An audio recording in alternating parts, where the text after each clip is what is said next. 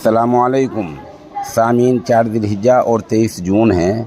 ख़बर का उन्वान है अपोजिशन पार्टियां 2024 के लिए बिहार के पटना में इकट्ठी हो रही हैं।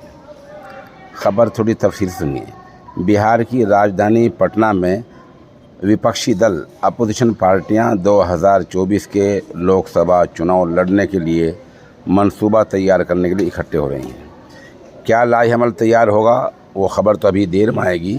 अभी हम ये बतला दें कि यहाँ कौन कौन सी पार्टियाँ पहुँच चुकी हैं। इनमें कांग्रेस पार्टी के सदर मल्लिका अर्जुन, कांग्रेस पार्टी के बड़े leader Rahul Gandhi, Nitish Kumar JDU leader वज़ीर आला बिहार, ममता बनर्जी टीएमसी सदर वज़ीर आला मगरबी बंगाल, तेजस्वी यादव आरजेडी लीडर नायब वज़ीर आला बिहार, हेमंत सोरेन जेएमएम लीडर वज़ीर आला Jharkhand, Sharad Yadav Supriya Sule NCP leader, Uddhav Thackeray Aaditya Thackeray Shiv Sena leader, MK Stalin DMK सदर वज़ीर आला तमिलनाडु, अरविंद केजरीवाल आम आदमी पार्टी वज़ीर आला Delhi, Akhilesh Yadav Samajwadi party, Sitaram Yechury CPM, D Raja CPI, Dipankar Farooq Abdullah NC, Mehbooba मुफ्ती